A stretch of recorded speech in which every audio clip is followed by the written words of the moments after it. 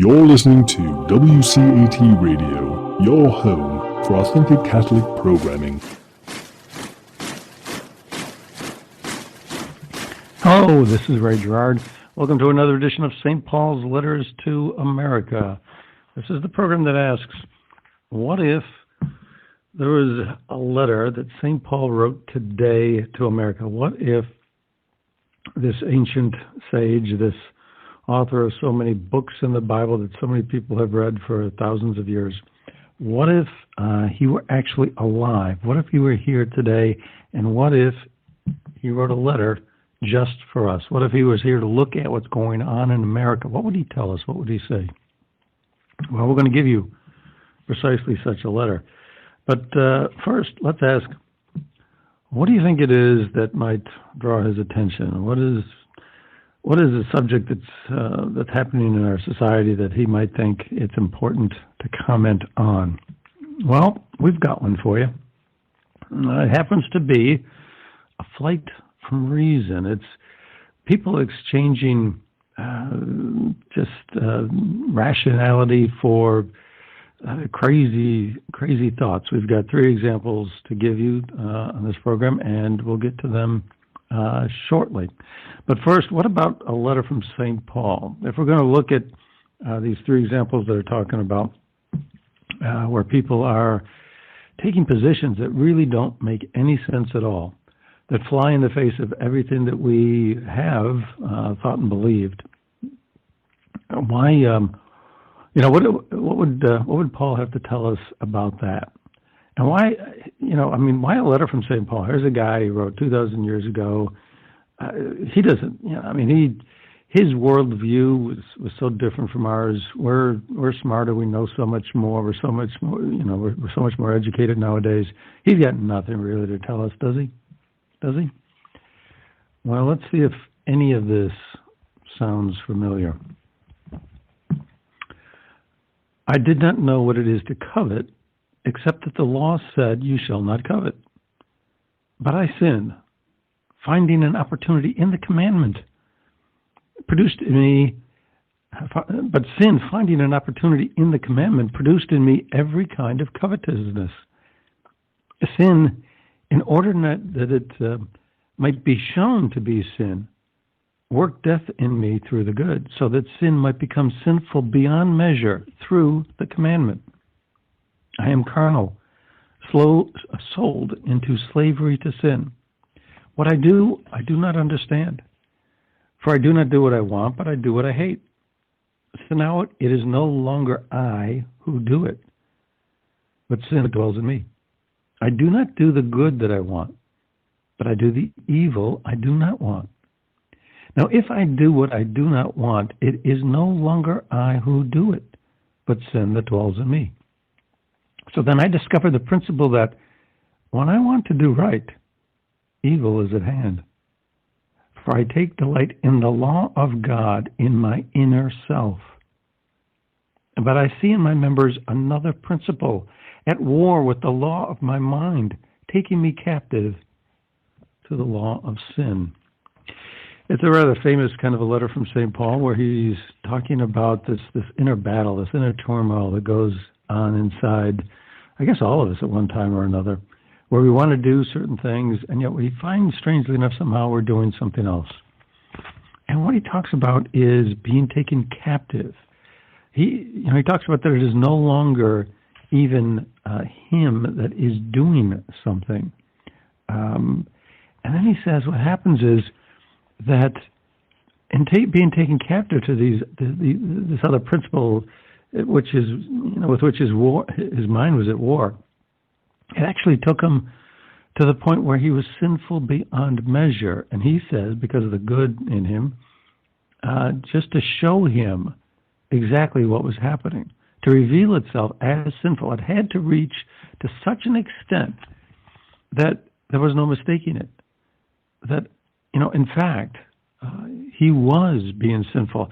Somehow he convinced himself up to that point that what he was doing was okay. What might he be talking about? Well, can't say for sure, but it's well known that Paul persecuted the early Christians, that he chased them, that he imprisoned them. He was apparently one of the leaders of the people who they took inspiration from St. Paul in some measure, and so to some degree he shared the guilt for the death of the first Christian martyr. We can only imagine other early Christians that he put in jail, what befell them, what pain, what discomfort, what suffering they went through. Were others killed as well? We don't know. But perhaps he was talking about that. He convinced himself that doing those kinds of things were okay, that violence against other people was okay. And then at some point he realized this is going too far. And then he could see the light. Well, this is applicable to what's going on in our society today, is it not? We see all around us a lot of violence happening in the streets of our cities. People are convincing themselves that this is right, that this is okay. It is okay to hurt other people. It is okay to shoot cops. One cop killed a person, so it's okay to kill cops. A cop in Minneapolis killed George Floyd, so it's okay to kill other cops who didn't do that same killing. The cop who killed George Floyd, he's not the one being killed, but others are being killed. Other cops who didn't do wrong. How do we convince ourselves that that is okay? To punish somebody else for the sins of that cop in Minneapolis, to punish the innocent for the guilty? Well, the answer is they're all guilty. We can convince ourselves that they're all guilty. What we're going to talk about on this program today is not just the idea that the violence, the destruction of property, that the violence against other people, that's such a sin to excess that it should wake us up. No, we're not going to talk about that. We're going to talk about something else. What's going on in our minds that allows us to convince ourselves this is okay? Let's take let's go to that moment before the violence happens. What's going on in our minds? What are we thinking before we do those types of things? How do we convince ourselves that that's okay? Let's take a look at that, because there's an awful lot of discussion. There's an awful lot of argument back and forth that goes on about people on one side and people on one side and people on another. Some arguing it's okay, some arguing it's not okay. Let's cut to the chase here. What if we could look at how we allow ourselves to think committing violence against people or committing destruction of property that belongs to other people, which is a form of violence against other people? It is said on college campuses and other places around this country today that if you say something that is potentially hurtful, even if you're maybe not quite so aware that it's hurtful, even if because of white privilege you issue a microaggression, and because of your white privilege you're not even aware that it's offensive to somebody else, but the other person perceives it, well, it's doing physical harm to them. It's the equivalent of violence. This is the argument that is made. Well, if that is true, then surely it is true that if we destroy property that belongs to another person, we are committing an act that we destroy that other person's property, their livelihood. Do we cause them mental anguish? Is that a form of violence against them? I mean, if somebody's saying something that causes you any kind of mental stress, if that does harm to you, if that's violent to you, then it's certainly causing somebody stress, because now they've got no more store to earn a living. It used to be in the Old West that if you stole somebody's horse, you would be hung. Why? Because it was akin to perhaps leaving somebody out in the wilderness to die. If you stole somebody's horse, when cities and towns were miles and miles and miles apart, and without a horse, the only way you could get from one place to another is to walk, and you might not have enough water, and you might die on the way. I mean, stealing a horse was a capital offense, because you would steal a person's chance to live. Well, if You destroy somebody's store, something they've worked for 20 years, perhaps.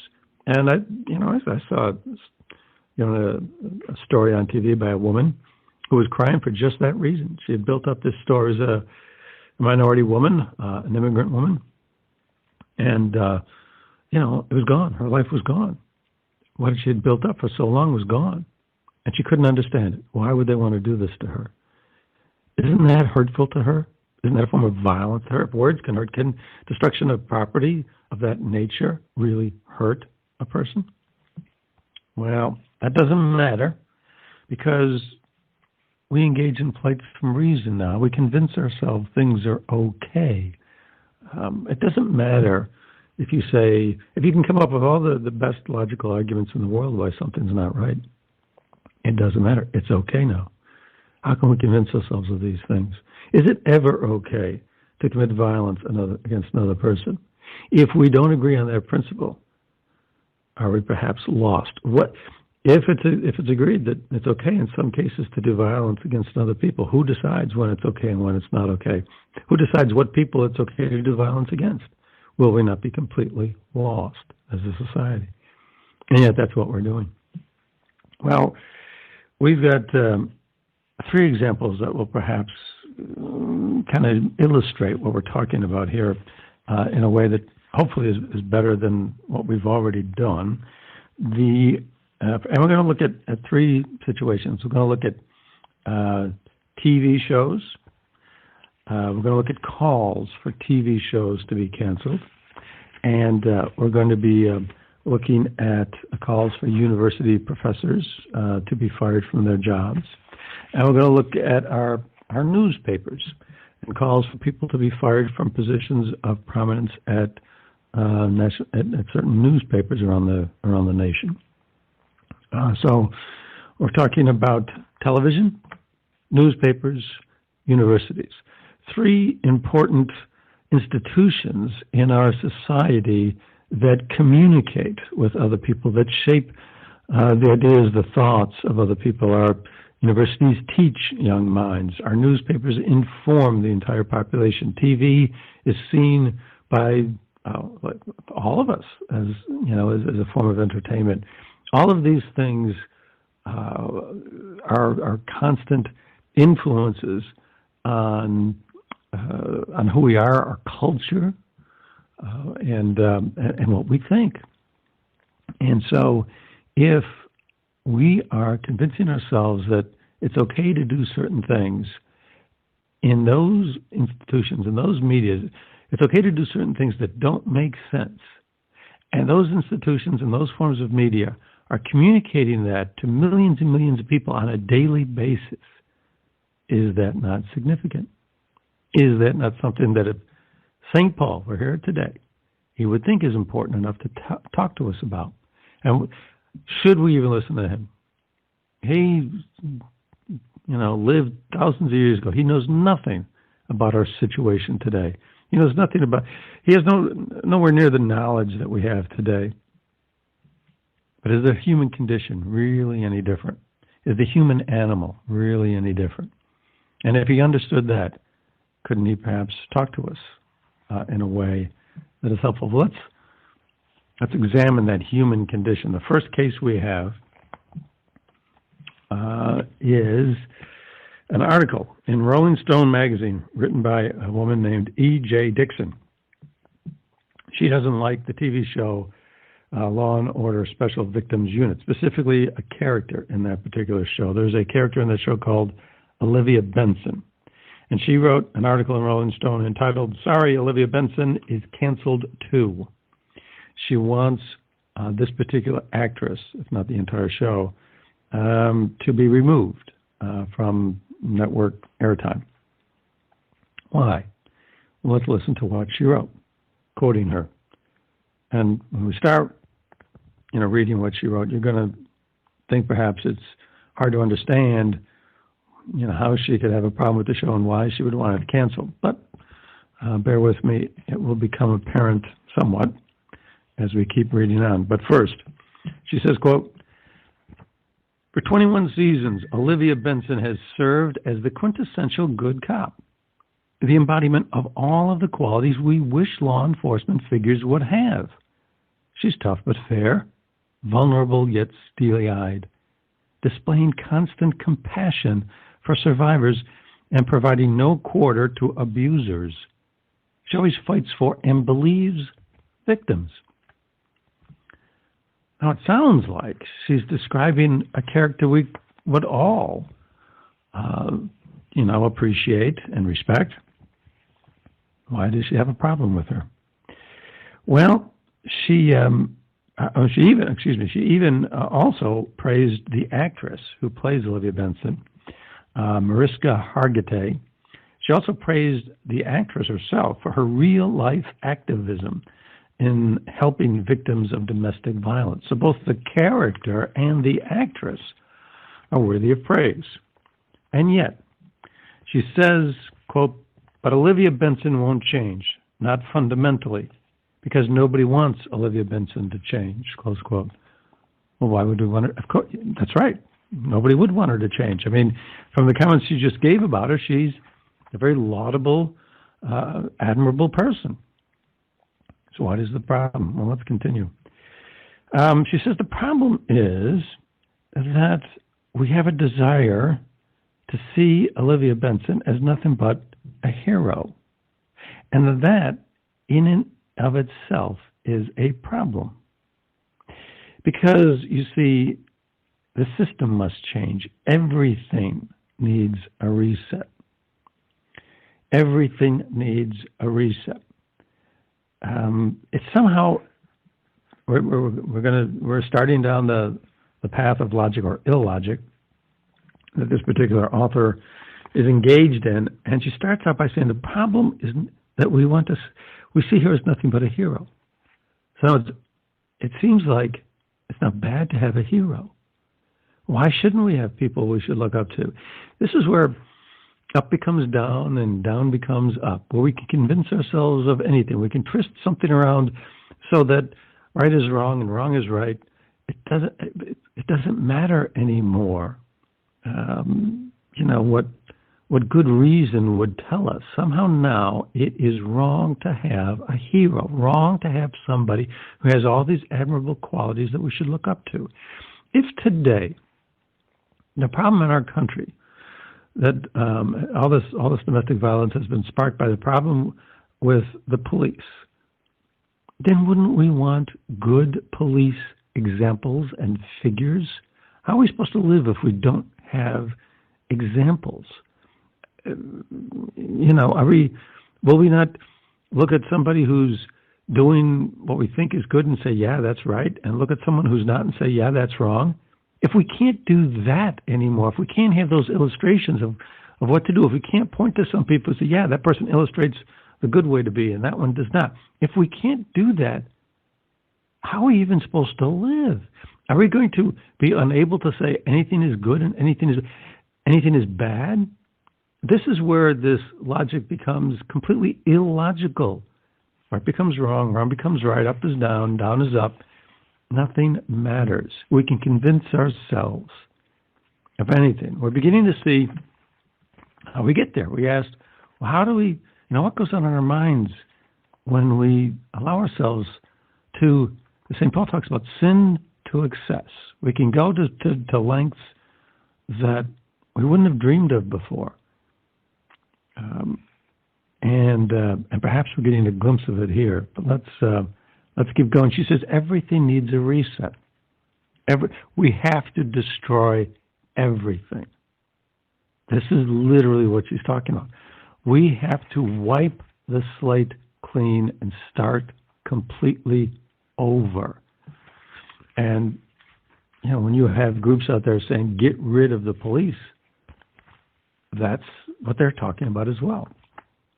We have to wipe everything clean, start completely over. Do we know what the replacement is going to be? No.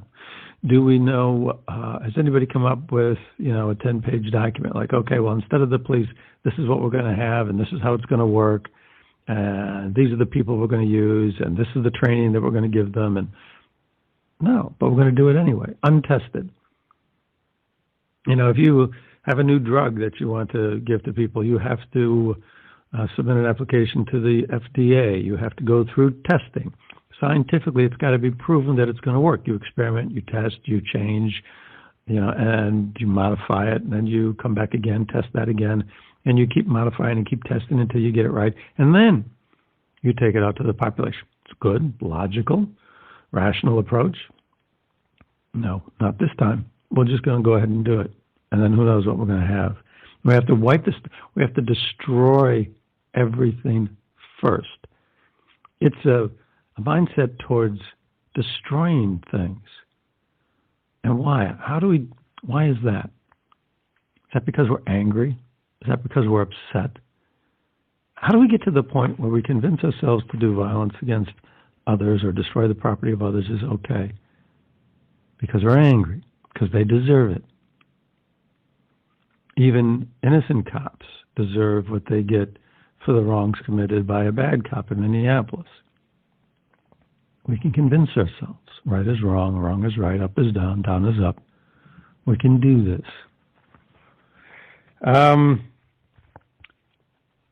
But in case we're unable to completely understand her yet, she makes it very clear. She says that this can all be reduced to, quoting, the simplest equation there is. If all cops are, and then she uses an expletive, if all cops are blank, and Olivia Benson is a blank, Olivia Benson is a cop, that means she's kind of a blank. If all cops are blanks, and Olivia Benson is a cop, that means she's kind of a blank. So let's follow this logic, if you dare. First of all, the premise is if all cops are expletive deleted blanks, if all cops are blanks, is that right? Is it ever right? Is it ever logical? Is it ever objectively true that all the people in any group in our society are all bad? Is that ever true? No, of course not. What group are you a member of? What group are you a member of? What's your profession? Are you a salesman? Are you a teacher? Are you a doctor? Are you a lawyer? Or whatever. You're a plumber. Supposing someone had a problem with a plumber who overcharged him or was a cheat or fraud. That means all plumbers are bad? But it's not logical. What group are you a member of? Are you a man? Are you a woman? Supposing somebody, had a bad experience with a man. Supposing a woman had a bad experience with a man, he cheated on her, whatever, maybe domestic abuse, maybe beat on her, and then thought all men are bad. Would that be true? Would all men be bad? Supposing the reverse. Man had a spouse or significant other, that spouse, cheated on him, maybe that spouse, lied about him, maybe that spouse accused him of something he didn't commit. Whatever. Or supposing the other guy gets falsely accused of sexual assault. Does that mean that all women are liars? No, of course not. It's not logical. But nevertheless, she's quite confident in saying that this model of what a good cop should be, this character on this TV show, has to go. Because although she herself is a model cop, she has to go because of the logic that all cops, everyone in the group is bad. There can be no exception. The logical has now become logical to her. She's convinced herself this is okay, even though it's completely wrong. If you stop and think for a minute, you have to agree this is not right. You are a member of some group. Whatever group that is, you're a member of some group. Supposing you're, at the very least, we're all a member of the human race. Supposing someone had another problem with some other member of the human race, that means everybody in the human race is bad. This is not true.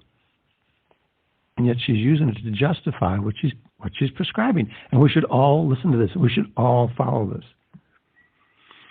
There's a commentator in the Washington Examiner by the name of Jerry Dunleavy. He said this is, quote, really, really, really stupid. Hard to argue with it. Wouldn't use the word stupid, but he did. But the fact remains that logically, it's not logical. It's not logical. So why say it? Why believe it?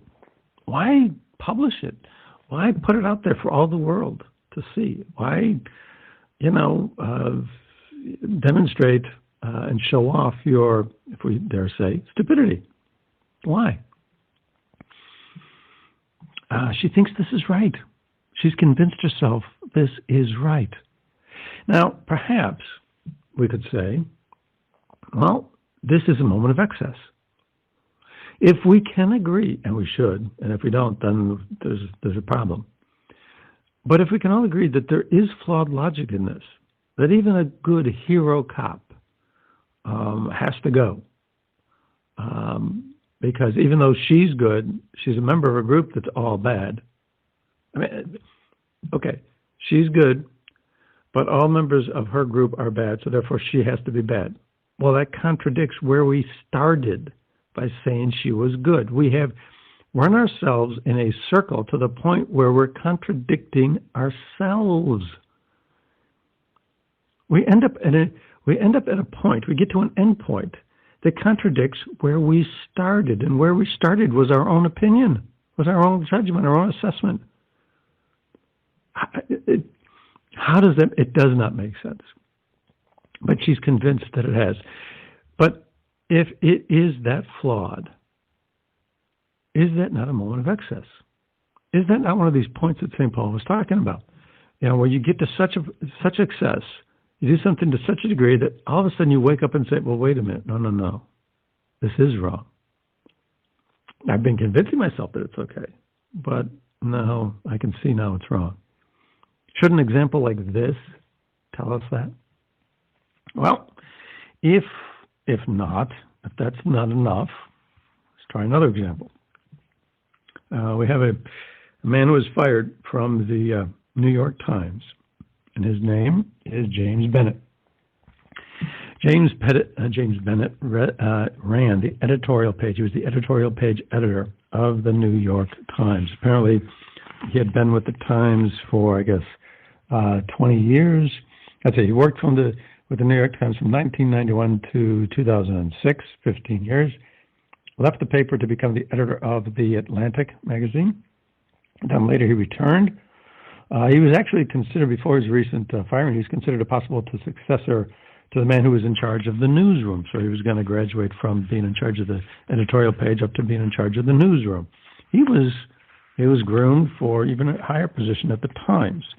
The New York Times says other things about him that are praiseworthy in the same article where they explain that he had to go. That makes a lot of sense, doesn't it?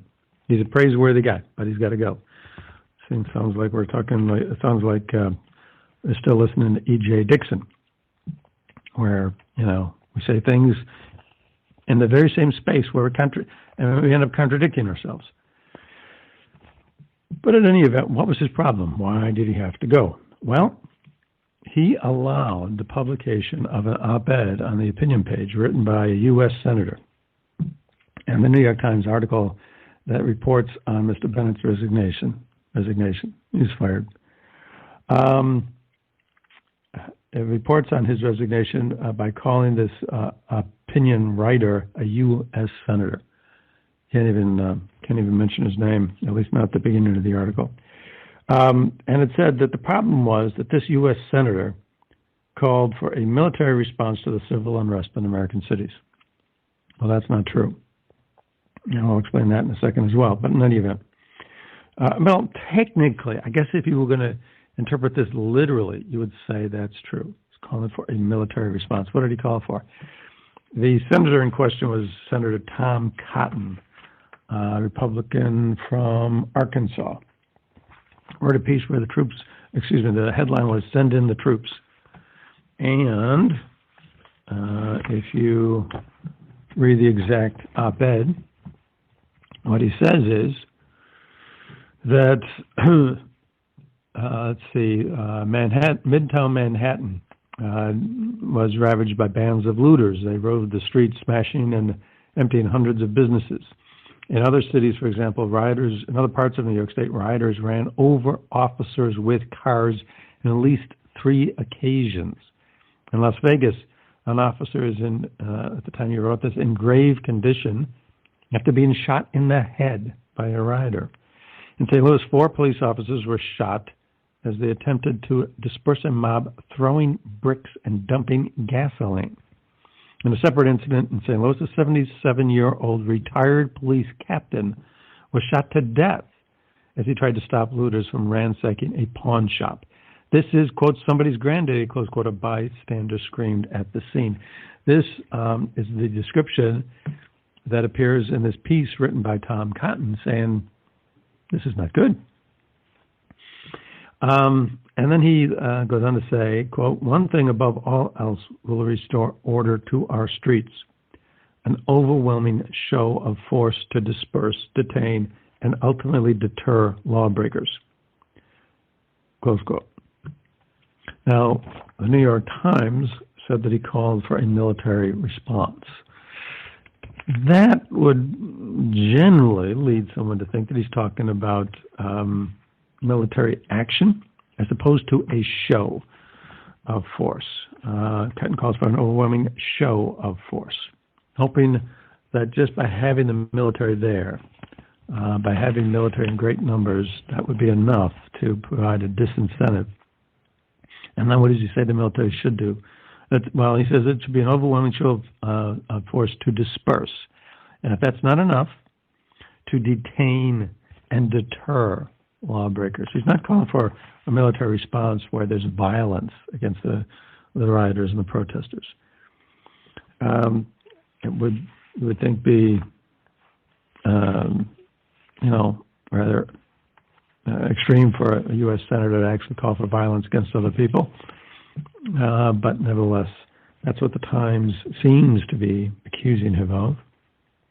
But then they go on to say that there was a significant breakdown in our editing process. A breakdown in our editing process. Now, what is that all about? They allowed this piece written by Mr. Cotton to be published. Now, it's an opinion. It's written by somebody of a different viewpoint from the people who are actually protesting.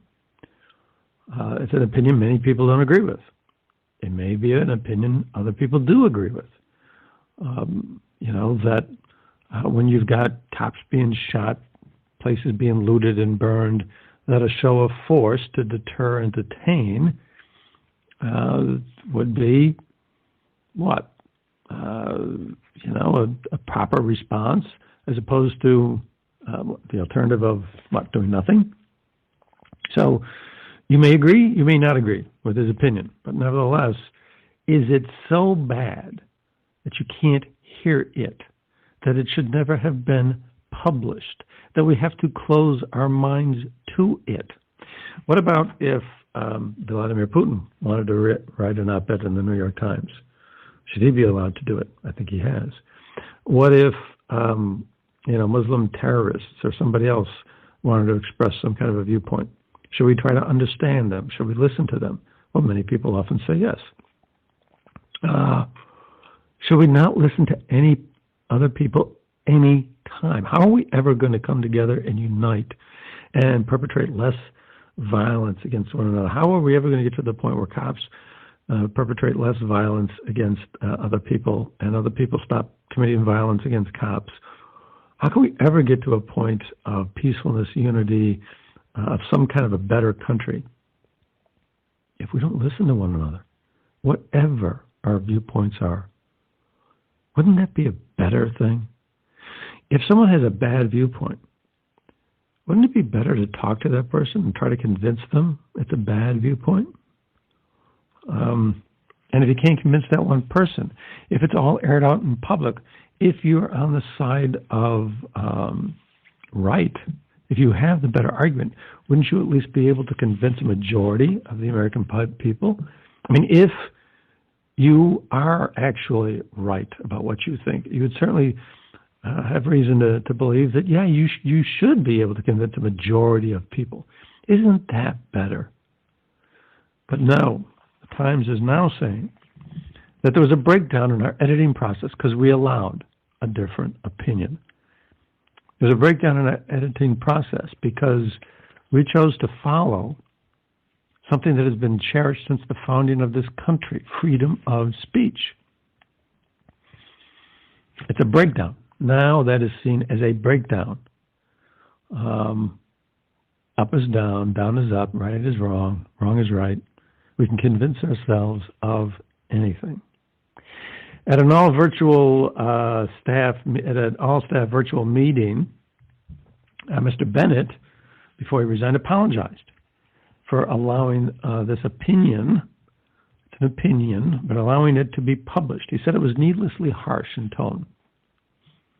So now, you will publish an opinion or listen to somebody else's viewpoint or not, depending on whether it's needlessly harsh. If anything is harsh, if anything offends us, if anything seems to us as harsh, we don't get to hear it. We shouldn't listen to it. Up is down, down is up. Of course you should listen to other people's opinions that are harsh, if only to point out that they're harsh and that they're wrong, if you can. I'm not saying that about Senator Cotton's piece at all. I'm not saying one way or the other about Senator Cotton's piece. But it's the logic, it's the thinking that is on display here, that we can convince ourselves that quieting speech, closing our minds, walling ourselves off from anything we don't like, we are now convincing ourselves that's okay. Supposing you have a son or a daughter, and they're abusing alcohol, drugs, whatever, and they end up dying from an overdose. And what if you said,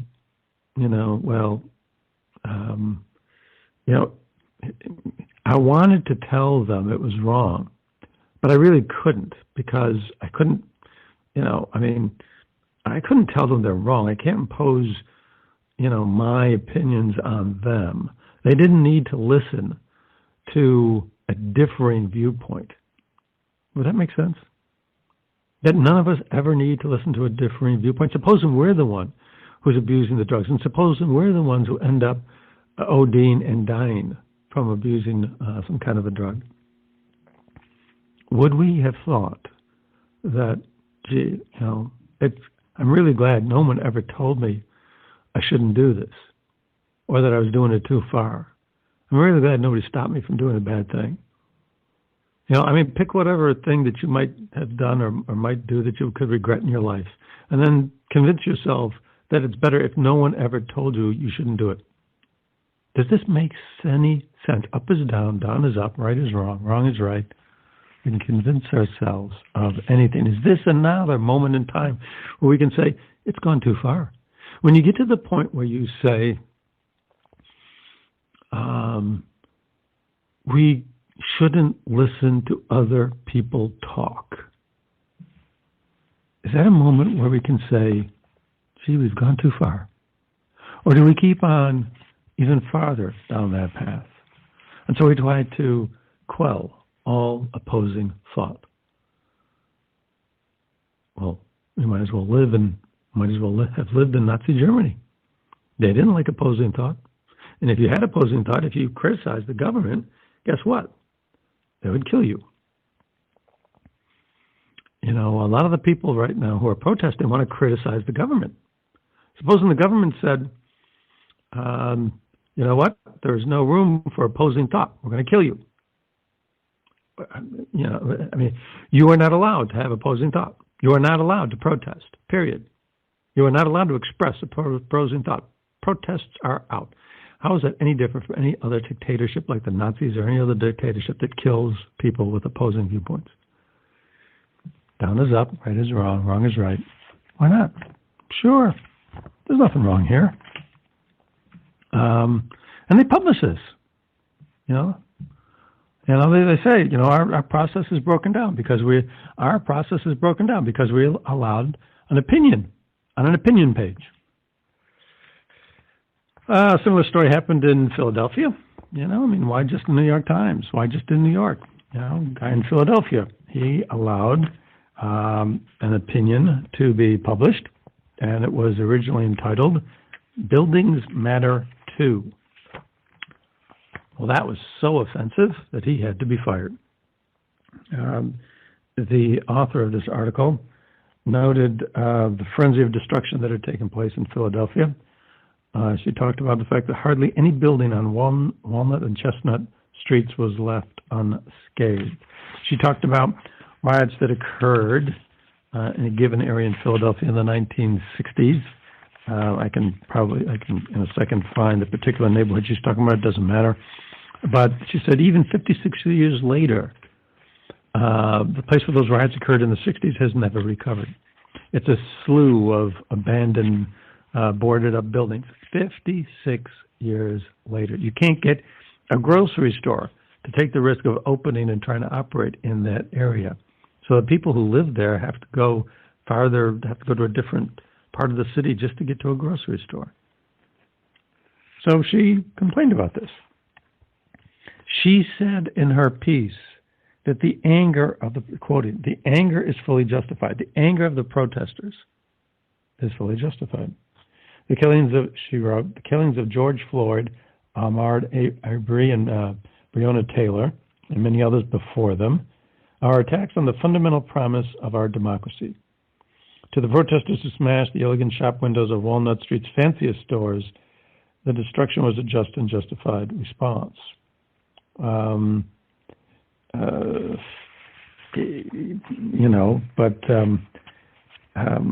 said the anger is justified. She says she's heard the argument that people's lives are more important than property, and that the protests would have never gained America's undivided attention if they had stuck to the usual polite round of hey, hey chants. But nevertheless, she is, bemoaning the fact that this destruction is taking place and that her city is being destroyed. So it's a piece that's trying to be sympathetic, at the same time saying this destruction of parts of our cities is bad for the people who live in the cities. The title of this article was redone. So if you go to the Philadelphia Inquirer's website today, you'll find the title is changed now to "Damaging Buildings Disproportionately Hurts the People Protesters Are Trying to Uplift." So that's the point of the piece. But the title was deemed offensive, and the editor had to go. Now, in the piece where the Philadelphia Inquirer itself reports on his resignation/firing, they also talk about all the good things that he did in his tenure with the paper. And there's a long list of things he did. So he's praiseworthy, he's good, but he had to go. They noted the fact that he began efforts, the first steps to improve the diversity in the newsroom, that he had hired more minority people in the newsroom. But apparently, a lot of the reporters were just upset with the fact that it hadn't happened quicker. And so they staged a sick out. He, like the editor at the New York Times, held a staff meeting to discuss race before this article was published. And people apparently got very upset. And, there were tears in their eyes. People got emotional, but he had to go. He did all these good things for the paper. He had, created a more diverse newsroom. He was holding meetings with people to discuss race on the paper, but he had to go. He was praiseworthy, but he had to go. Olivia Benson is praiseworthy. She's a hero, but she has to go. Up is down, down is up. And again, it's because he allowed an opinion to be published.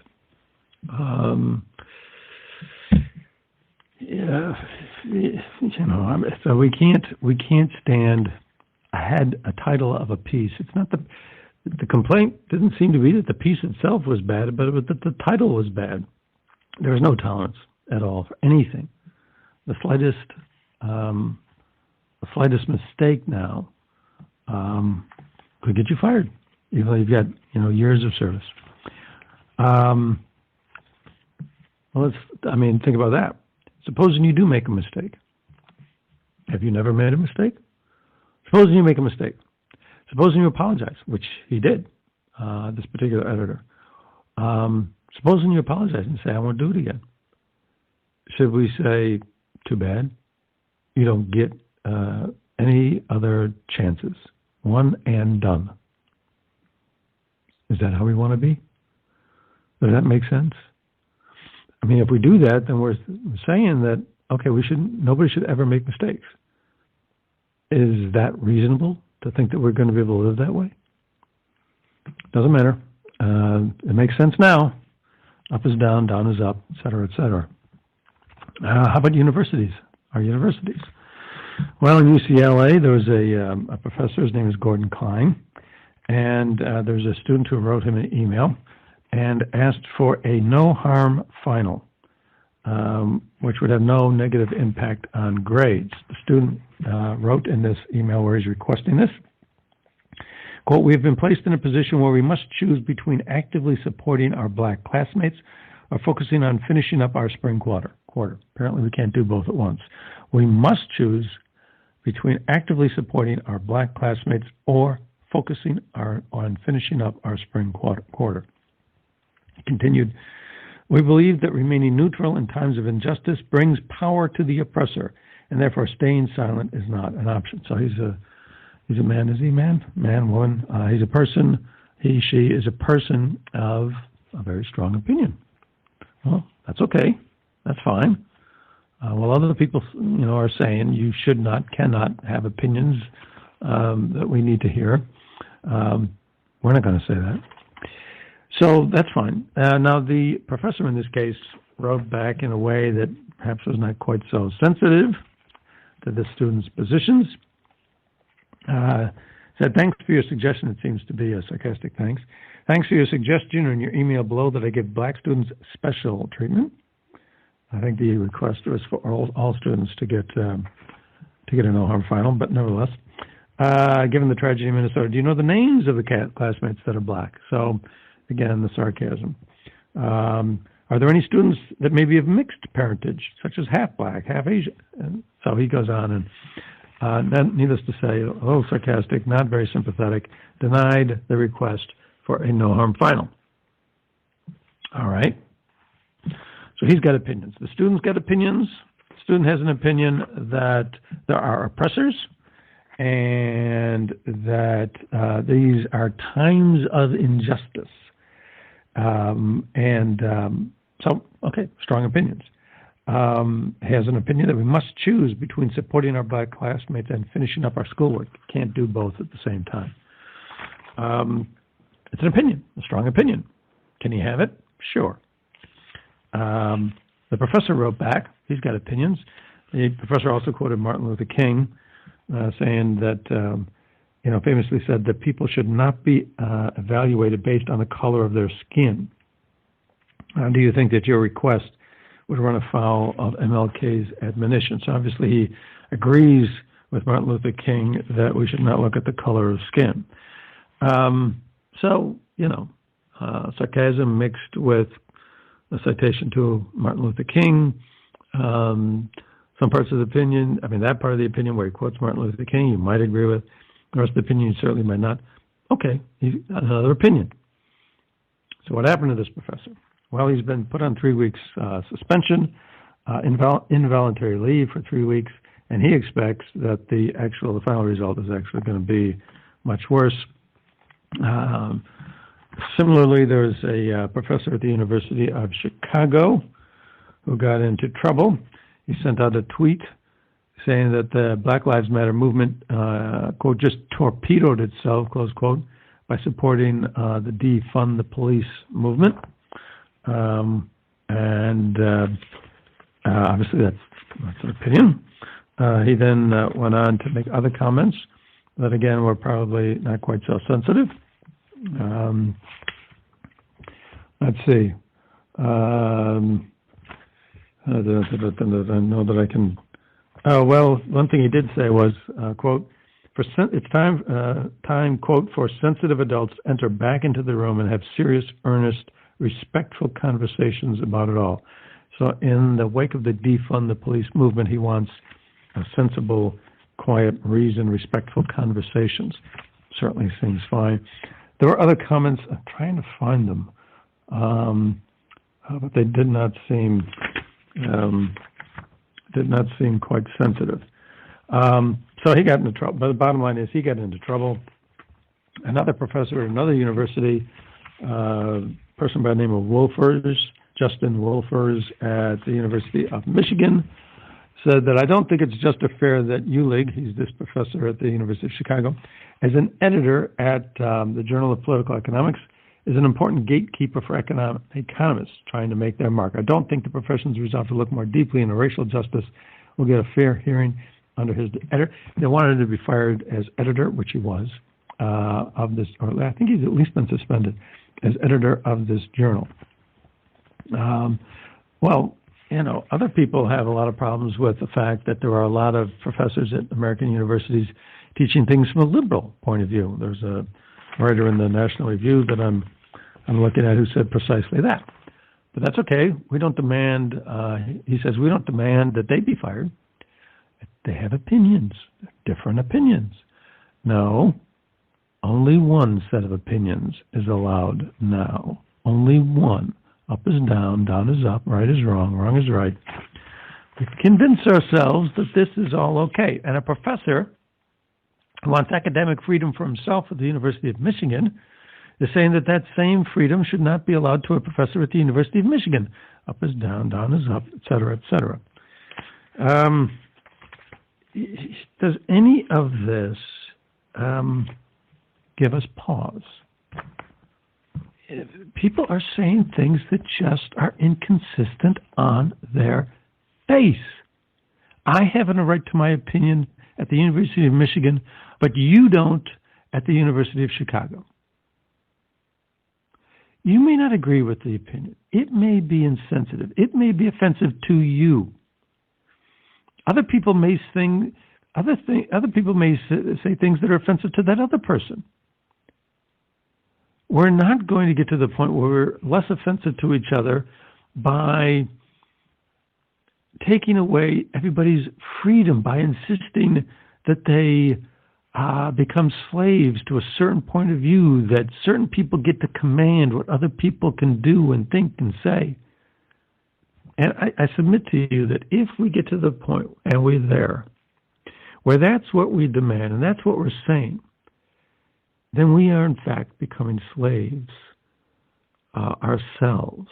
Now, slaves can be seen as a racially charged word. Well, we can say that you can't say this word, you can't say that word. That's the same thing as saying you can't have this opinion, you can't have that opinion. It's, again, this monolithic, dictatorial view of what people can say and what people can think. It is true that we will become captives. We will become slaves to certain ways of thinking, sinful ways of thinking, sinful because we take away the rights and the freedom of other people, sinful because we see that other people are, less entitled to what they think and want to say than we are. Sinful because we elevate ourselves over them. We judge, sinful because we judge them and find them less worthy. All these things reflect the fact that we are becoming captives. If I don't want to say slaves, then captives to a way of thinking that's leading us to these moments of excess. St. Paul talked about the fact that in order that it might be shown to be sin, he was allowed to become sinful beyond measure. That's what's going on here. And we're still not seeing it. We're contradicting ourselves on the face of what we say, and it doesn't matter. how do we allow ourselves to get to this point, to think these things? That's what we're talking about. And that's the same thing that St. Paul went through. The human condition is the same. Does he have anything? Does St. Paul have anything to tell us? Anything that is worthy for us to hear 2,000 years later? Yes. The human condition is the same. He says, he found that he found another principle in his head that was at war, that he was at war with himself, to the point where he realized it was no longer I who was doing these things. When we get to the point where we're contradicting ourselves, we're letting ourselves get taken over by certain forms of thinking to the point where it's really not ourselves anymore. I mean, that's being captive to these ideas that don't make sense. You can say a person is praiseworthy, is a perfect cop, and yet they got to go. In the same article where you announce somebody's resignation, you say, well, this person did a great job for 20 years, but they made the one mistake, they got to go. And the same, same piece or article or tweet where you're saying, I have the right at the University of Michigan to express my views, but this guy at the University of Chicago does not. We're contradicting ourselves. Up is down, down is up, etc., etc. How do we get to the point where we convince ourselves that right is wrong?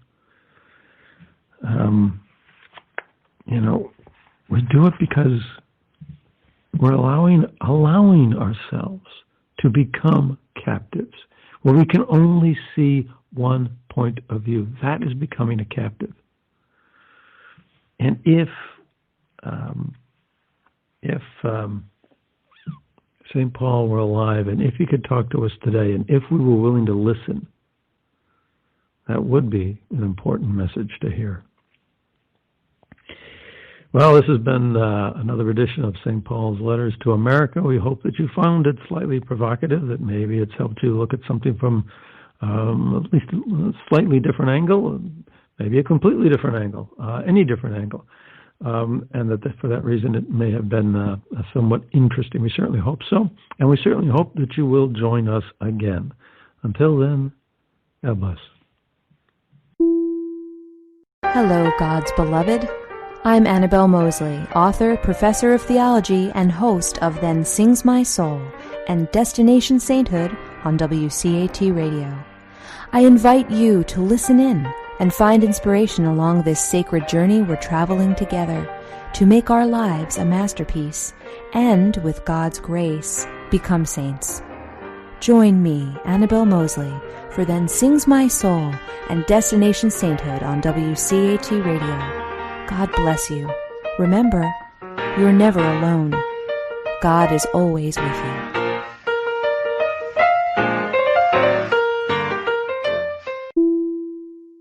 Thank you for listening to a production of WCAT Radio. Please join us in our mission of evangelization. And don't forget, love lifts up when knowledge takes flight.